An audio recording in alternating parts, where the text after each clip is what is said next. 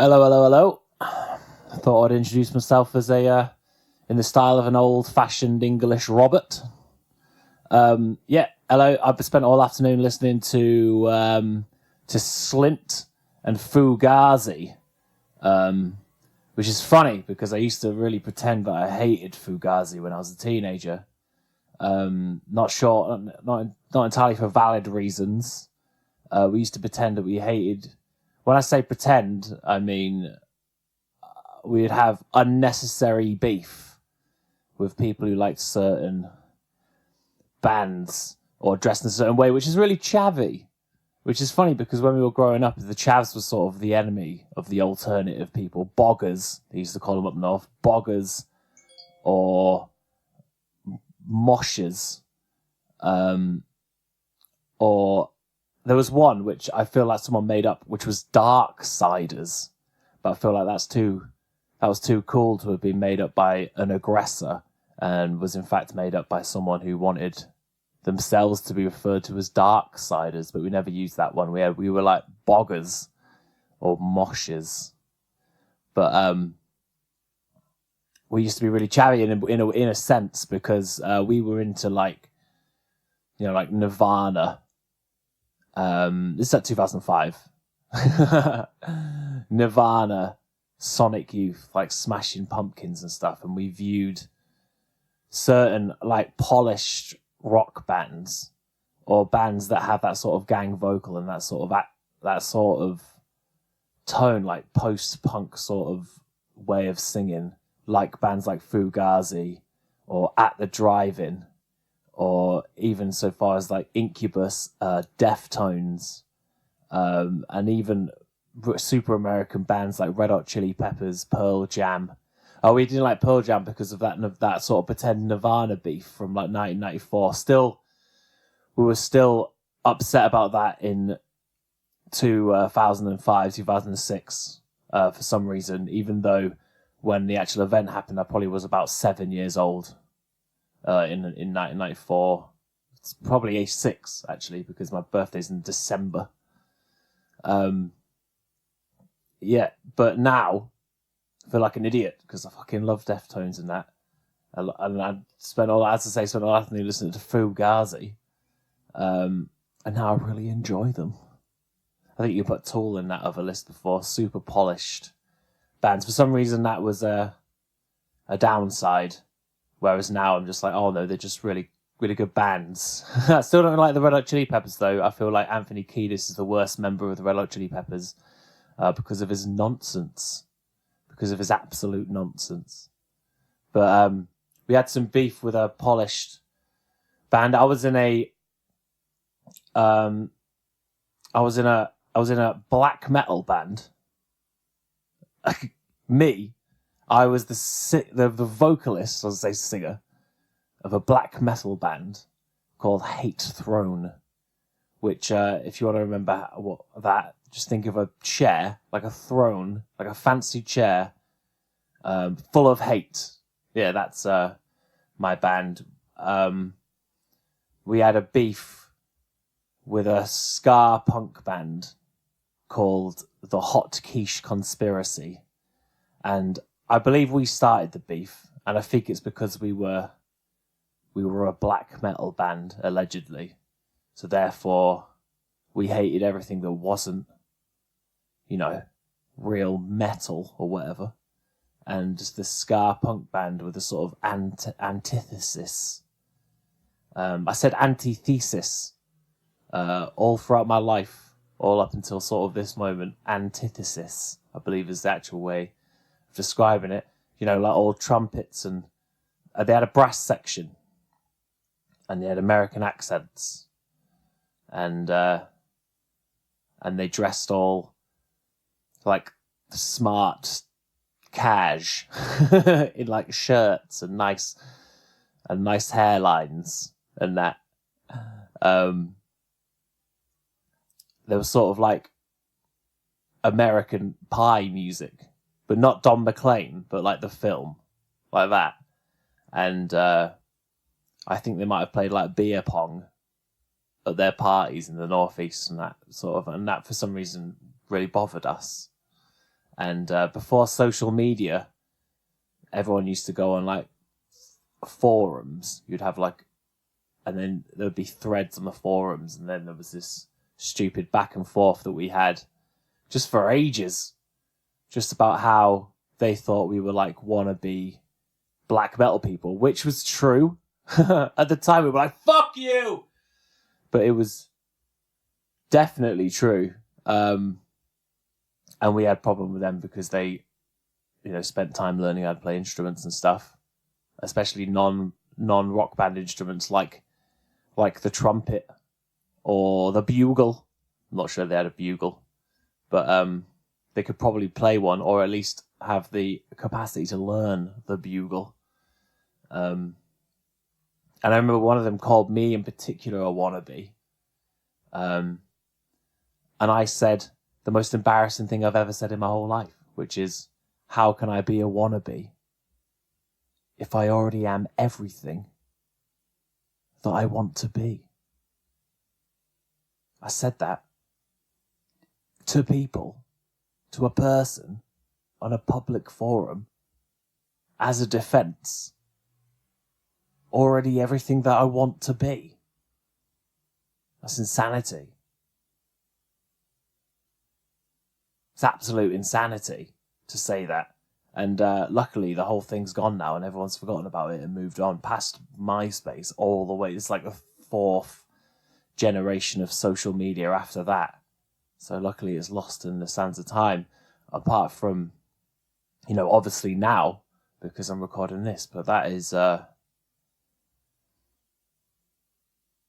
don't know if you guys are ever embarrassed about your past selves when you were like a teenager. I'm sure everyone probably is a bit, but that is something that I still sometimes think about at night when it's quiet and I'm alone and I'm listening to music with a brass section in it. I probably would have quite enjoyed their band now.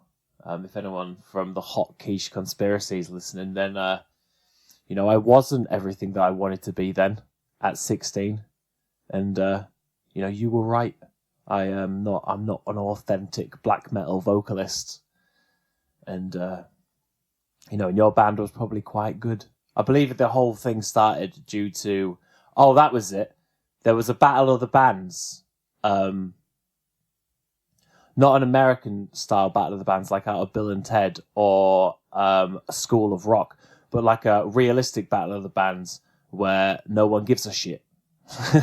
And it was in somewhere called the Garden Bar of the Darlow Arts Centre, which was next to our college. And I believe the stage was the size of a Dairy Lee triangle and the shape. Well, I think that's where the Battle of the Bands took place. But anyway, they got more votes than the amount of people that were there, which I believe started the old beef. So if you are listening, Hot Quiche Conspiracy, I do apologise for, the way I acted in the past. But, there was vote rigging going on there. Because there's, how can you have more votes than the amount of people that were there? So I don't apologise for that. I think you've got some apologising to do. Hot Quiche Conspiracy. Well, I am tired today. I went to a wedding. I had a sober wedding yesterday. Hang on. I'm just going to have some nice tea. One sec. Yeah, I went to a wedding. And it was the first one of my friends to get married. All the other weddings I've been to have been family members, cousins, or my brothers, or people in my fam. But I went to my first ever friend marriage, which was real nice. There's lots of people who I hadn't seen in years who were getting well drunk, and it was kind of cool knowing that I wouldn't make a tit out of myself at my friend's wedding. That was nice, knowing that going in, because but then I guess that adds to the edge of a wedding, and where a lot of people say the weddings good because you just go and get smashed with your friends, which I completely agree with that. But then there's that element of danger, you know, when the DJ comes out and, you know, there's hidden factors like unknown family members or sort of the elderly or sort of like children that are below knee height that you can't possibly see, like below. You're not looking down there, are you? You know what I mean? There's all these elements of mild peril, potential danger. But you know, it's good going in knowing that you're not going to cause any of that sort of strife. It's strange to think about your friends getting married because you don't ever normally see the sort of intimate side of them because there's not many people who are like into public displays of affection, especially when you're hanging out at someone's house. Like I remember when we were teenagers, people just proper go into town on each other just in an armchair next to you while you're having some like chips and dip and watching fucking Team America or something. Do you know what I mean? Just going at it, and it's like Tuesday evening or whatever. But that sort of disappears as you get older for obvious reasons because it's very awkward. But you don't see these public displays of affection between your friends, you know, and their partners, like just in day-to-day life. So it's cool to go to a thing where it's sort of like that's what it's for, like all the vows and stuff, and you can like that's when you can tell someone like how their feelings towards someone is when their sort of reactions to the vows or saying the vows and stuff. And it was real nice to see your friends in love, like honest in that moment, like honest, like proper love. That was great. A lot of my friends are getting married, and that was the first one. I was say entry level wedding, but that seems a bit mean. It's not the entry; it's just the first one. But that's the bit I'm sort of now looking forward to as a sober person. What am I talking about? When I'm doing this podcast, because it's the Alkaline podcast, where me, Riggs, attempts to get clean or die trying. I keep for some reason referring to myself back as the sober person, which is bizarre. It's unnecessary. It's just me in it. So I could what I'm saying is, as a person, it's just cool to see. It's cool to see real thoughts and feelings from your friends, because all my friends are just dickheads to each other all day. So it's nice to go past that occasionally. Yeah, weddings. We've been chosen to do this like comedy competition next week, Up the Creek Comedy Club, which is that actual real life fucking stand-up club. And I've got to submit a script for it because it goes out on the Radio 4, the undisputed coolest of all the radio stations. And I've got to submit this script because it's got to be clean and radio friendly. So I've got new material night tonight and then one tomorrow, and then that's to sort of finalise what I'm going to say. But because I'm trying to work shit out, and because it's one of them is sort of it's mainly just sort of it's in front of comedians. If you don't know if you've ever gone to any stand-up comedy open mics, but the majority of them are just in front of comedians who you see all the fucking time and who have seen your shit all the fucking time. So it's hard to gauge. Like if you can't do sort of a practice sort of full set because you can't gauge that reaction because they aren't going to react the same to all the shit they've heard, even if you're just trying to add in tags here and there. And like a part of it is just being able to do it and deliver it well enough for them again so that it's funny, I guess. But it's quite difficult to do. So I feel like it's weird to like you feel like you should be like run. You can't just run a tagline. And just add a bit on, just without the previous bits. So it's like trying to redress old material so that you can sort of summarize it in a funny way to deliver the tagline, to see if the tagline works in a way that will give you a good, honest reaction of whether or not people find it funny. Because I've made that sound really complicated. But that's what I've got to do. I've got to do that tonight and tomorrow. Hopefully on Wednesday I'll have this script, this radio-friendly edit of my particular brand of stand-up comedy. And then you've just got to... The script won't be reviewed or anything. You've just got to be like, that's what I'm going to say on Monday. And then you just got to go and do it. And I'm not like... I don't swear that much on stage, just because, I don't know. I do sometimes you add in a couple little bits like conversational swear words, like a little shit or a little fuck. But I don't write punchlines with like, and he was a cunt. Do you know what I mean? Or like, do you know what I mean? I don't talk about my knob really on stage yet. All that material's coming. That's a difficult second album. The knob jokes.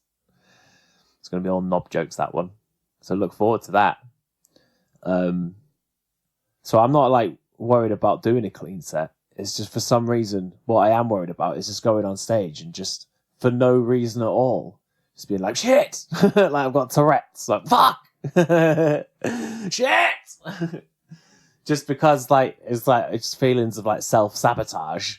And, do you know, like when you, have to do any sort of public speaking at school or college, or when you go up to collect your diploma. When I was at uni, like I passed, like scraped by with a 2-2 because I changed my dissertation 4 days before the hand-in date. More on that later. But it wasn't very good, needless to say. I got a friend who only did, I think, 1 or 2/3 of the word count and got a better score than I did on his dissertation. And so, but as when I was waiting to go and get it, all I could think about was that I was going to slip over and then, or trip up the stairs, or like defenestrate myself or something like that. Just something mental was going to happen that involves me falling over and hurting myself in some way, even though I'd never fall over, or like on a day-to-day basis. I literally never fall over. I can't remember the last time sober that I genuinely fell over, and it was... I don't know if ice counts. Is it funny? Would you laugh at someone who trips over? Probably. So maybe it does count. But then you can sort of be like, well, it was ice. I'm talking about a genuine fall on the ground with no ice. Like stacking it up a curb or something like that. I can't. It must have been years ago, but I just was so worried that was going to happen then, and I guess it must have happened to some people. I spent a few weeks one time looking at people just falling off stage. My favourite ever somebody falling off a stage moment, and it's not mine from the Concorde 2. It is Robbie Williams. I was watching T4 on the beach, I believe it was, and they have this stupid walkway from the stage that goes into the crowd, and then I guess you can play in the sort of round in the middle bit. But it was Peter Andre, and he had a pair of sunglasses on, and this is just when everyone was like proper on his side after the whole Jordan thing, and he was, you know, marketing this image of being a you know, it's clean cut, you know, just sort of everyman sort of dad guy, even though he's the same dude from that Mysterious Girl video. We just forgotten. Is he that? He's that dude from the Mysterious Girl video, isn't he? No, well, he's not. We don't talk about that now. the one with the tiny, tiny little curtains, that looked like they belonged on a child's head. That guy. Yeah, we're not talking about that now. We're talking about he is now a model citizen. Not saying he wasn't a model citizen then. It's just you wouldn't have, that wouldn't have been the guy that you would have first thought. No, it wouldn't have been. But Peter Andre was trying to, he was cultivating this image for himself. And he was walking down the steps onto the walkway to go towards the round. And he must have just stood on the corner of one of the steps. He's walking really close to the end. I don't know why. Maybe it's to get, interact with the crowd a little bit. And he just disappears. He just disappears down a hole. And then he gets up, but his sunglasses have fallen, so they're sort of in front of his mouth. So he still has to try and sing with sunglasses in front of his mouth. And it's the best. I think you can probably find it on YouTube, where everything that's ever been filmed is. It's got to be on there. T4 on the beach, Peter Andre, fall. Just type that in. I'm sure it'll come up. My favourite. But there's reasons why it's great drinking at weddings. Is what I've been thinking about. Because there's so many people that you either barely know or have never met before, that you have to just make small talk with. Like, how do you know the bride or / groom? Or have you travelled far, to come here? Or, what are you doing with all those olives in your pocket? That sort of thing. And I felt a little bit like I was the third wheel on almost all the conversations, because I didn't have that sort of social lubricant to just be able to slide into people's conversations. Like, you'd have to just sort of shoehorn your way in by just going just abruptly going, what? Or what are you talking about? Just really hello? Just sort of waving your arm in front of people's face, just to be like, I'm also here now. I've appeared and I want to be part of this chat. Whereas if you've been drinking, you're just oh yeah, and you just slide in. You just know, you just sort of pick it up as you go, and it's a much better way to behave socially. Just being able to fucking, surf the conversation waves. You can't do that when you're going in cold. Maybe it's just a skill that I've not acquired yet. Some people are probably great at it. But mine was a case of walking around and going, yeah, hello, just, all right. But then I would realize, because of the small talk aspect of it, once I was in, I wanted to, after a bit, not be in it anymore. So you'd abruptly come along and be like, what are you saying? And then they're like, oh, hey, how's it going? How do you know the bride and groom? And I'm like, oh no, now I'm doing small talk. Oh yeah, I knew this dude from college. and then after about 5 minutes, you're like, oh no, I've ruined their interesting chat to do this small talk bit. And now I'm the one who wants to leave. So sort of like a social sort of conversation ruining time bomb. Of which there's no escape. But yeah, it was a great day though. It was, it's nice. It's nice, being able to share that sort of time with your friends, man. Happy times. But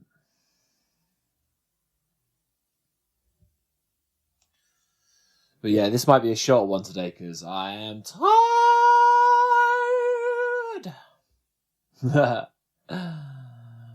Man. One amazing thing about the wedding yesterday was that I fucking was wearing a fucking suit that fit me. There wasn't off a charity shop rail or just some crazy reduced last one in stock 2 sizes too big or normally too small suit. It's the second time I've worn a suit that fits, but the first time doesn't count because it was my brother's wedding. And so I don't know if you know me, but I am a scruffy man. And I have long hair, just sort of because that's what hair does if you just leave it alone for long enough. It just gets long. I mean, obviously you all know that, but most people, put a stop to that sort of hair advance pretty swiftly, whereas I don't.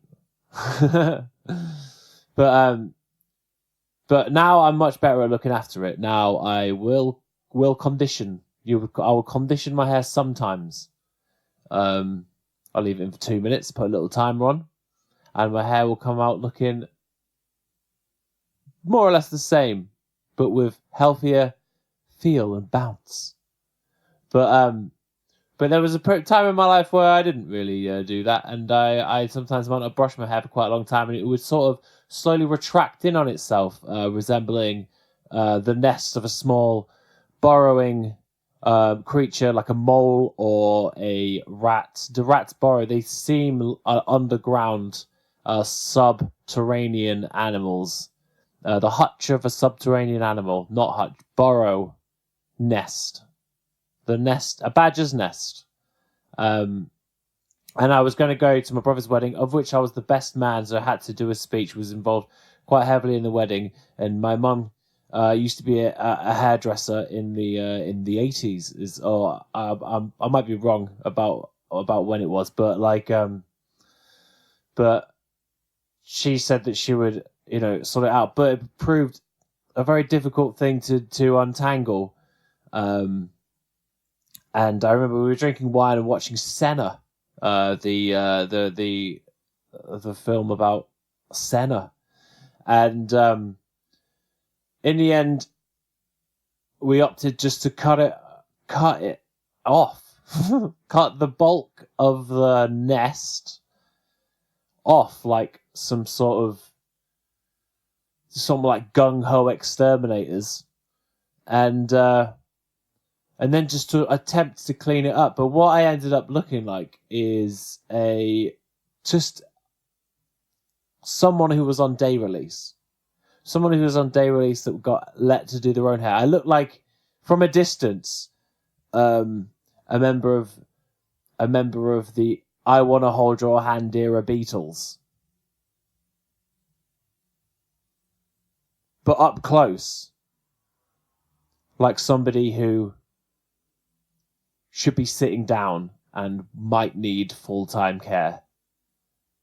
And it was one of those weddings where the stag night was the night before the wedding, and I tried to do it all in a beanie hat, but it became weird. People were like, "Why are you wearing a beanie hat at dinner?"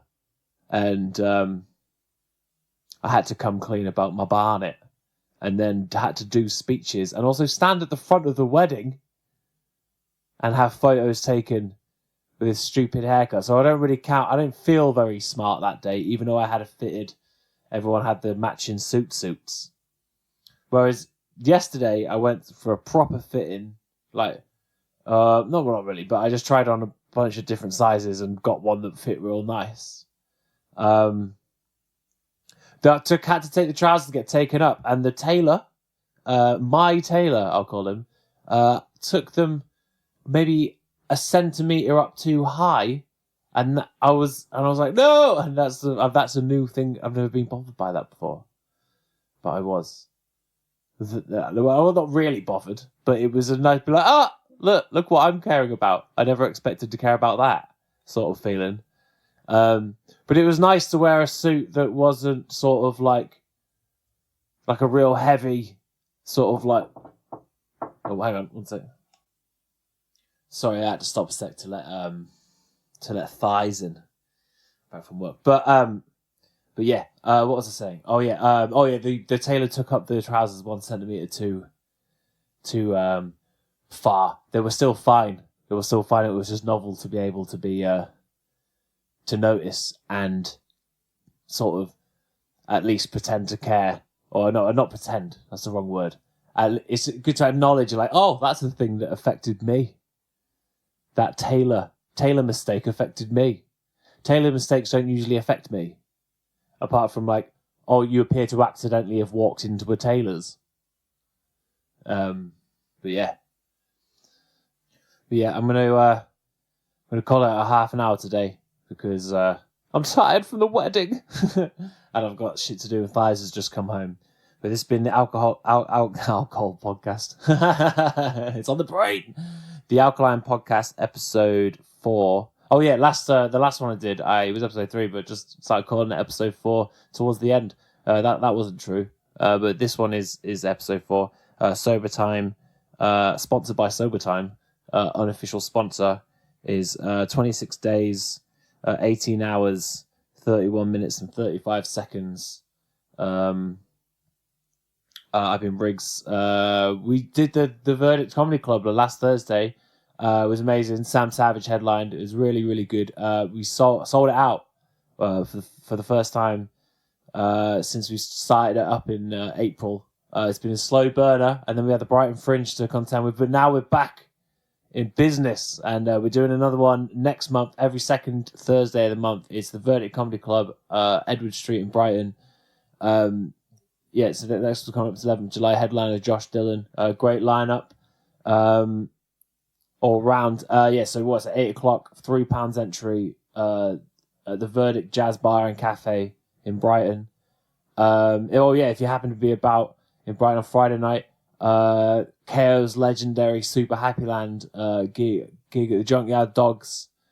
He's away. He's going to Glastonbury, so I'm going to do that. I'm going to do some of his songs. If you will know who he is, I'm going to do some of his songs, and I might wear one of his trademark wigs and skirt combos, but we might not as well. So we'll see what happens. And I'll find some more shit to say next week. So thanks for tuning in. Oh yeah, we're on iTunes now. So if you have a podcast app and that, you can download it onto your one. And not just Podbean, which is where it's just been for now, or YouTube. Download it if you want onto your own actual applications on your phone. I'm Riggs. I'm getting clean or dying trying, and currently clean is winning. Anyway, nice one. Bye.